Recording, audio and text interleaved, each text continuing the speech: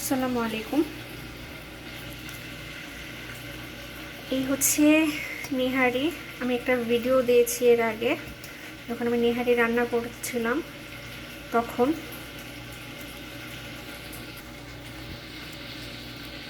আর এখন হচ্ছে রান্না করার শেষে যে লুকটা, সেটা দেখেন। মাশাআল্লাহ কত সুন্দর হয়েছে। আমি রোজা রেখে করেছি, আমি বুঝতে পারছি না লবণ ঠিক মতো দিয়েছি কিনা, খাওয়ার পরে বলতে পারবো। এটা হচ্ছে বিফ নেহারি। এখানে যত সুন্দর আর যত ভালো করে রান্না করি না কেন, দেশের মতো খাবারের কোনো টেস্ট নেই। যত ফ্রেশ খাবারই হোক না কেন, আমাদের দেশের খাবারের যে একটা টেস্ট, ওটার মতো আমি টেস্ট খুঁজে পাই না। আপনারা জানাবেন কেমন হয়েছে। নলিগুলি ভিতরে ঢুকে গেছে, আমি ঢুকিয়ে রেখেছি কারণ অনেক নলিগুলি ছুটে চলে আসছে, তো এখন এভাবে একটু ঢেকে রাখছি। আর এখানে কিছু মাংস ছিল, গরুর মাংস। এটাকে আমি ভাজবো এখন, একটু ফ্রাই করে এটার মধ্যে পোলাও চাল দিয়ে একটু ফ্রাইড রাইসের মতো করে ফেলবো।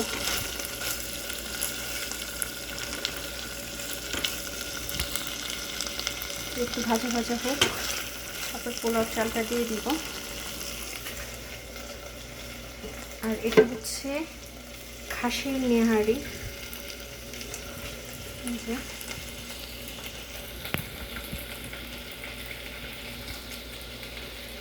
এটা প্রেসার কুকারে ছিল আগে, আমি আপনাদেরকে তখন দেখাতে পারিনি।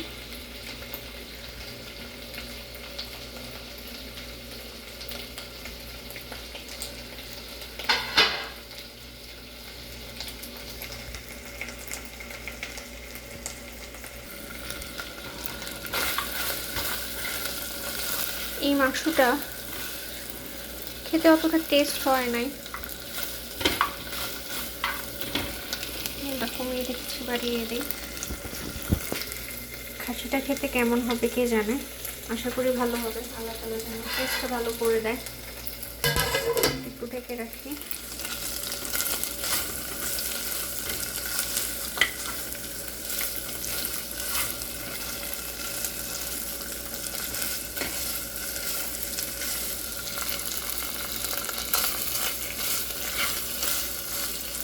ভাজা ভাজা করলে খেতে ভালো লাগবে।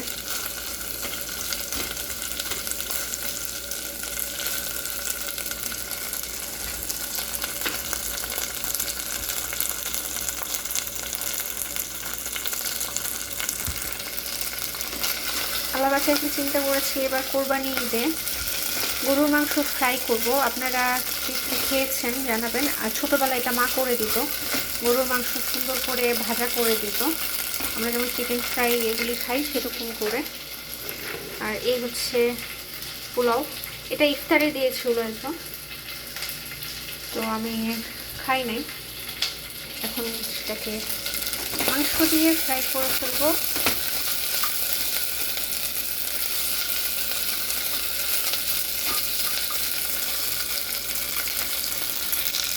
গরু মাংস ভাজাটা আমার খুব পছন্দ। আমার মনে পড়ে মা করে দিত, তো বিকেল হলে বেশিরভাগ ভেজে দিত, বিকেল টাইমে ভেজে দিত। আর আমাদের এলাকায় একটা মাঠ ছিল, বিশাল বড় একটা মাঠ, আমরা ওখানে খেলা করতাম। তো আমি করতাম কি, ছোটো বক্সে করে পকেটে করে নিয়ে চলে যেতাম খেলতে।